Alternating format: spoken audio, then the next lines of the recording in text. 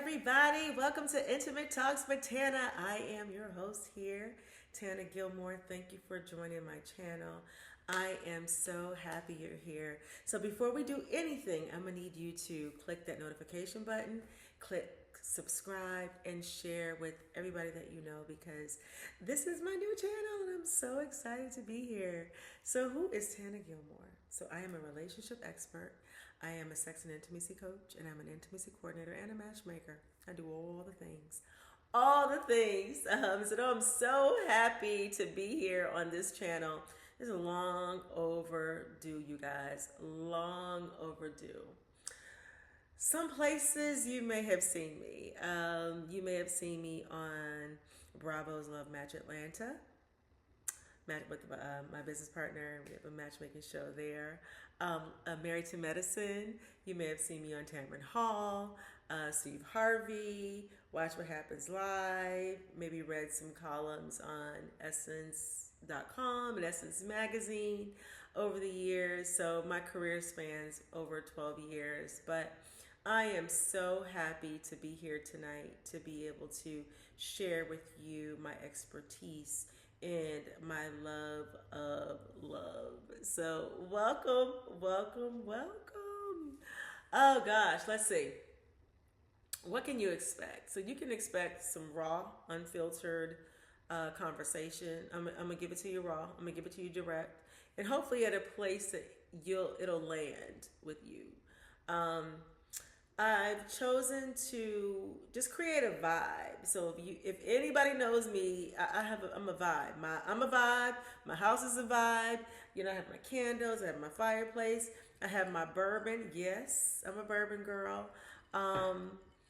In the afternoon, I'm drinking prosecco. So it's so crazy because I will have a mimosa in the morning in my, wind down time. I will have a glass of bourbon in a minute. So that's just a little bit about me and who I am.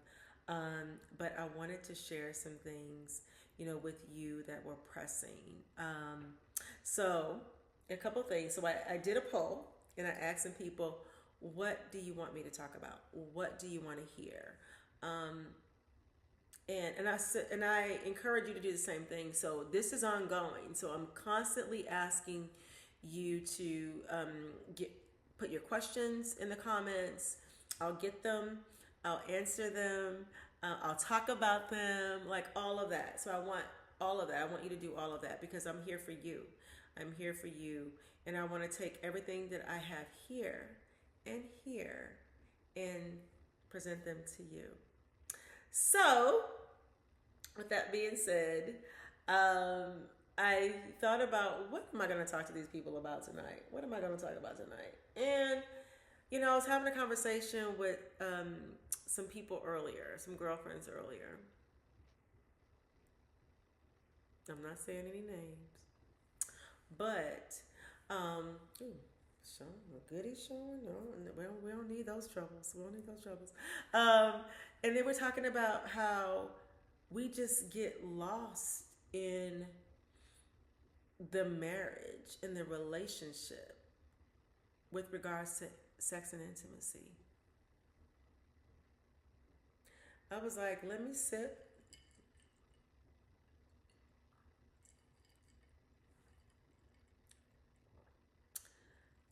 Big facts. Big facts, as the young people would say. And so what happens is that we become monotonous in relationships. And, it becomes a routine. It becomes a routine.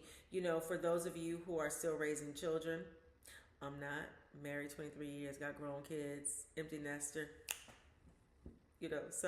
But if you're still raising kids, you got to get these kids down, you got to get these kids to school, and then you're tired. You're tired. So it's so easy for you to be like, I'm too tired to have sex. We may try on the weekends. How are you going to plan sex? You know what I'm saying? Like, how are you going to plan sex? It should be organic. And it should be something that, I've been feeling you all day and I cannot wait for you to get home. Like, it should be a priority in your relationship. So I made some notes and I want to talk to you tonight about can a sexless marriage be fixed? What do you do in a sexless marriage, sexless relationship? First of all, let me just say this. No shade. But if you're in a sexless relationship and you're not married, it's time to make some decisions. It's time for the tough talks. Time to make some decisions. Because why are you doing it? If you're not in a bound, committed covenant, why are we doing this? Why are we doing it? Why are we doing it? So I'm going to challenge you to ask that question. But is it inevitable or is it fixable? Is a sexless marriage / relationship inevitable or fixable? Let's think about it. As an expert, this is what I do. It's my jam. And this is absolutely my sweet spot. I would say it's fixable. And so I wrote some notes down. So let me just give them to you. So I would say that yes, but it requires effort from both parties and both partners. So I would say one, open communication. If I had $1 for every time I had somebody say, to me, ooh, we've not had sex in 5 months or five years. I mean, you can't even imagine what I've heard. You cannot even imagine what I've heard. We've not had sex in blah, blah, blah, blah, blah. I was like, yeah, okay. So there's nothing that they can ever tell me that's going to knock me off of my seat because I'm not fazed at it. For one, I'm non-judgmental. For two, I'm already constantly brainstorming of how I can suggest ways to help you, right? So here's the thing. Yes, it takes communication from both parties. And so what does that look like? I feel like you have to address the issue without blame or shame. So it means that you are going to have to become vulnerable. Keyword, bring it in. Vulnerable. So that means that you're going to have to share, these are the things that I'm missing. These are things that I miss about you. How did we get here? Ooh, sidebar, shameless plug. Not so shameless because this is my ish. So I'm writing a book right now and it's in production. And it's called How Did We Get Here? Because you just don't arrive there. You just don't wake up and okay, we haven't had sex in a year. We haven't had sex in 7, 8 months. No, how did we get here? How did we get here? How did we get here? Let's rewind because you're not going to fix it until you uncover how you got here. How did we get here, right? So again, I'll talk more about that later. Book's coming out. How did we get here? Okay, so we're going to address the issue without blame or shame. We're going to talk about unmet needs, emotional barriers, and what each partner desires in intimacy. Let me tell you something. There's so many people that have come to me and they're like, you know what? I know my wife wouldn't do this. I know my husband wouldn't be okay with this. No, you don't, because you ain't had the conversation. Like, stop. You don't know because you're afraid to have the conversation. Let's have the conversation. And here's the great news. I'm here to help you have the conversation. This is what I specialize in, baby. I specialize in tough talks. So we're going to have this conversation. We're going to get down to the bottom of it. And we're going to talk through it in a way that your partner is going to receive it. Okay? So secondly, it's rebuilding emotional connection because sometimes you've lost something along the way. So emotional closeness fuels physical intimacy. small acts of affection. So, we would start slow with like hugs and kisses and compliments and like all those things. The sex doesn't start and the intimacy doesn't start at 10, 11 o'clock at night when you decide to go to bed. It starts during the day. It starts when you wake up in the morning. Hey, beautiful. Hey, handsome. I want to meet you for lunch today. It starts there. It starts there. And it depends on if you have kids, if you, if that person is helping you around the house. I'm speaking for women, right? Because I remember back in the day, we had little kids. When I saw my husband folding some clothes, oh yeah. So that's panty drop time, right? Panty drop time when you are folding some clothes and helping me, baby, it's going down. Like, you're taking something off my plate. Like, men, come close. Come close. If you're taking something off her plate in order for her to make room and make time for you, you're going to win every time. You're going to win every time. Like, I can't even stress that enough. Like, that was so sexy and so attractive. Or if, he or she would, bring dinner home, like order dinner, make dinner, like all of that. Like, that is so helpful because it takes something off your plate where you're not as tired, where you're not as focused on those other tasks, all of that. So think about those things. Think about what you can do to take something off that person's plate. So spend quality time together. I don't know how many times, we talk about date nights, and that may be like cliche. Oh, make time for each other and schedule time. But there is nothing like a woman feeling pretty and dressing up and get to step outside, right? And put on some makeup and put on a lash and go out. Like, there is nothing better than that. Like, and she's feeling sexy and feeling feminine, and she's, you're opening up the door. I'm telling you, if you're not even listening to me, please just try it. Like, it is so important. It's going to change the trajectory of your whole marriage and your whole relationship. So incorporate those date nights, share activities, because it creates conversation for a deeper connection. So that's so important. I encourage you to seek professional help. Seek a sex therapist. Seek a sex coach. And so let me just tell you the difference between the two. So a therapist can go from where you were, right? They can backdate perhaps trauma or backdate things. A coach will start from where you are and help you move forward. So unless you have some things that you need to work with that were historical or some trauma or things like that, and you need to really uncover what those things are, then I would suggest that you hire a therapist. If you are confident and right now that you want to move forward in this relationship, I would suggest that you hire a coach. And your coach can help you go from today and help you move forward. So I would absolutely encourage you to do that. Both are amazing. Both are effective. So I'm going to help you or encourage you to do that. So yeah, hire professional help.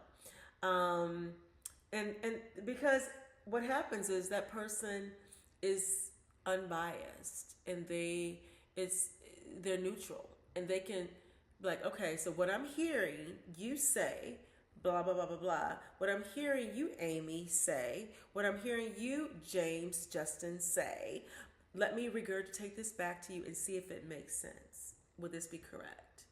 And so those types of conversations and those types of mediations really help in relationships, because I promise you, a lot of it is communication. A lot of it is communication. Prioritizing physical intimacy. And here's the thing. It's very difficult for you to say, okay, we're going to do it every Friday night at 10 o'clock. Like, that's not going to happen. I'm telling you right now, it's not going to happen. You need to start slow, because then it's transactional. And that's what we're not doing. We're not doing transactional anything. So because then it's not organic and it doesn't feel real and it doesn't feel like it doesn't. You don't have that connection when it feels transactional.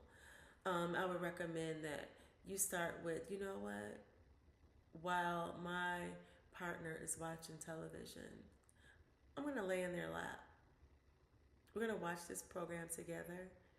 They're going to massage my head. I'm going to rub on their chest or breast, whatever it is, and we're going to start there.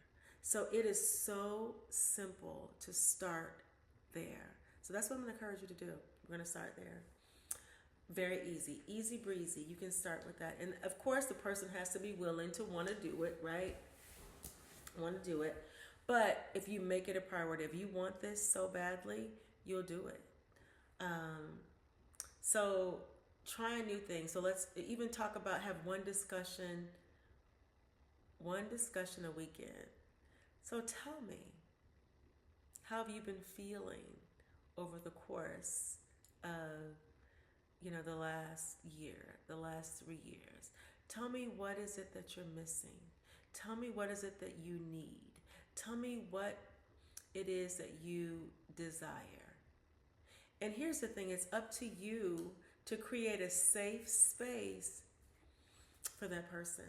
And you can always preface the conversation and say, you know what, babe? I want this relationship so badly. I want us so badly. I want us to have that bond that we used to have before, that I felt that was so magnetic and so fiery. Like, how can we get that back? And I was just thinking, I really want to understand what's happened, what's transpired, and what it is that you need that you're not getting. Don't take it personal, because it may lead to what it is that you're not getting, or that I'm not giving you. But if it pains you to say those words, just say, what is it that you need that you're not receiving or you're not getting? Because I want to ensure you that I'm open to hearing whatever it is that you have on your mind. I am your safe space. I am here for you, and I'm committed to making this relationship work. So let's talk through it. You're here. I'm committed to us. So just some tips and tools with that. So you can start with that. That's important. And just be open. So watch your facial expressions. If they say, ooh, I had, thoughts of kink, and I had thoughts of this, and I had thoughts of this, so the moment you gasp for air, they're going to shut down, because then they can't trust you with their thoughts and their vulnerability. So just say, oh, that's interesting. Thank you so much for sharing that with me. Let's talk through it. And it doesn't mean that you're going to do it or perform it that night. It doesn't mean that. You're just promoting the conversation. That's all you're doing, is promoting the conversation. So that's what we're doing. We're promoting the tough talks. So we're starting with that. You're going to start with some cuddling. You're going to start with some kissing. And here's the thing. I talk to so many couples that haven't had passionate kisses in years. It is painstaking to hear about it. Have not had passionate kisses, affection, attention in years. And so I want you to commit yourself to at least one passionate kiss a week. Some people aren't even smooching. They're not even doing that. And so we need to have baby steps. But at least initiate the closeness, and if it's uncomfortable, because sometimes it's uncomfortable to have a passionate kiss like that if you haven't had one in years, right? Even to suggest it, promote it, like all of those things. So I want to encourage you to, let's talk about it. Say, what is it that you enjoy about kissing, and what's your favorite part of intimacy? Because it may not be kissing. It may be rubbing my feet. It may be you rubbing their feet. It may be massages. It may be, you just don't know. So you don't know unless you talk, and unless you ask that person. So that's why communication is so important. I can't tell you enough how important communication is, and just being able to feel comfortable asking those questions. It's interesting because I have clients that come to me and they're like, I can't tell my partner that, or I can't share that with my partner. And so my question is, so why do you feel like you can't? Worst case scenario, what will your partner say? Or they're gonna look at me like I'm freaky, or they're gonna look at me like I'm undesirable, or they're going to judge me. And so nobody wants to feel judged. They don't. So please try to keep an open mind about these tough talks and having these conversations, because it's only going to help promote your relationship going forward. And you want this. You want to be able to provide that safe space so they can come and tell you anything, because if they're not telling it to you, they're telling it to somebody else. Somebody else knows about it besides you. So addressing, individual barriers. So health and hormonal checks. So it could very well be that there's some issues with their health going on, but let them know that you are there. You are with them. You will go to the doctor with them. And for women of a particular age, we're menopausal, premenopausal, hormonal, like all of those things. And men have, ED. There's so many different things that it could be. But if you are committed to, I'm in this fight with you. I'm in this with you. We are committed to working together through this. So no matter what it is, I am here with you. We're going to figure this thing out together. There is nothing more sexy than someone saying, I got you. We're going to figure this out together. We're going to figure this thing out together. So just be open-minded. And if there is an appointment that needs to be made, a doctor's appointment, make sure that you make yourself available to go with them, so that you can hear what the diagnoses are, or you can be able to help them even with the treatment plans or whatever it is, so that you're clear and you're both are clear together, so you can come home and talk about it together in the privacy of your own home and see how you're going to manage it, and just to know that that person is supporting you like during this whole process. There's nothing better than that. So I want to encourage you to do that. So yes, hormones, stress. Stress is so important. Stress can really take away the urge. It really can. It can take away the urge of the desire to do it. And so keep your stress levels down, whatever that is, and share your stressors with your partner. Like, this is what's stressing me: work, kids, family, health, like all of those things. Those are the stressors. And your partner can kind of pick and choose what they can take off your plate to help relieve some of that stress, so that you will have time and you will have the desire to be able to have intimacy later on. And again, sex and intimacy are two different things. So you can have cuddling, you can have kissing, all of that is intimacy. Sex is actually intercourse of some sort, intercourse. So those are some of the things, and I hope that this is really helping you, because it's so common. I can't tell you how many times I have couples that come to me in my office and was like, it's been years and years and years. And again, nothing shocking. It's very common, but it can certainly be fixed. And I feel like, it just takes two people that are willing to put their pride aside, address the tough talks, communicate, and do the work. So thank you so much. I hope these tips and tools help you this evening. Again, my name is Tana Gilmore. I'm a relationship expert, sex and intimacy coach, matchmaker, and intimacy coordinator.